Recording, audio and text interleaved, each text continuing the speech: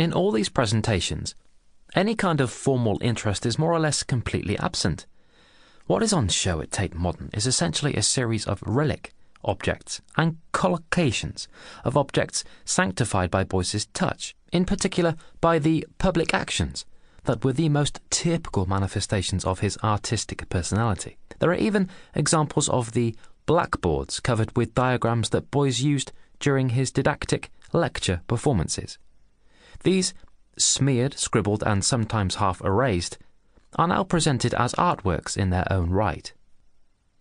At the very end of the long sequence of galleries that go to make up the show, there is a room containing a freestanding installation entitled Economic Values. This was created in 1980 for an exhibition at the Museum of Contemporary Art in Ghent. It consists of a set of iron shelves filled with basic food items and tools from the GDR, still in existence at the time when the pie was made. On the walls of the same gallery are various 19th century academic paintings drawn from the collection of the Tate Gallery, the latter obviously selected for their apparent dreariness and lack of real imagination. At the time when the piece was made, the implication must have been that the utilitarian attitudes of the German communist state were as unimaginative and outmoded as the dead relics of 19th century bourgeois culture that surrounded them. Beuys stipulated that the 19th century art that formed part of the installation must always be drawn from the collection of the host museum, so that it would in each case seem to be rebuking itself. Today, when the GDR no longer exists, Beuys's intervention seems at least as inert aesthetically at the 19th century artworks it co-opts, no more than a simplistic footnote to the history of a dead regime. The general flatness and deadness of the whole retrospective, and I have described just one particularly pertinent example, raises important questions. One is about the built-in obsolescence of so much contemporary art, the way in which it rushes, and not simply physically but also spiritually and emotionally, towards its own dissolution.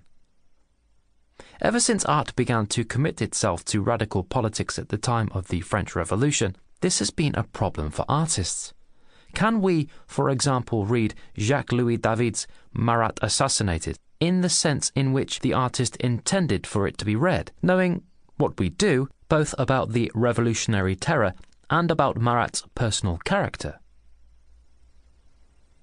I think how one reacts to Beuys depends very much both on what generation one belongs to, and on whether one had any personal contact with him. For example, I personally saw some of Beuys's actions, on that occasion made in collaboration with the composer Henning Christensen, organised by the Richard DeMarco Gallery in Edinburgh in 1970. I also saw and photographed Beuys when he presented his 6.5-hour lecture Action at the Tate Gallery London in 1972. Later that year, I saw him debating with all corners in his office for direct democracy through referendum, set up as part of Documenta 5 in Cassel. With vivid memories of these experiences, I have no doubt about his power to focus attention on himself, nor about his enormous personal charisma. Yet now Beuys is dead, what actually is left? Tate Modern gives one the official answer.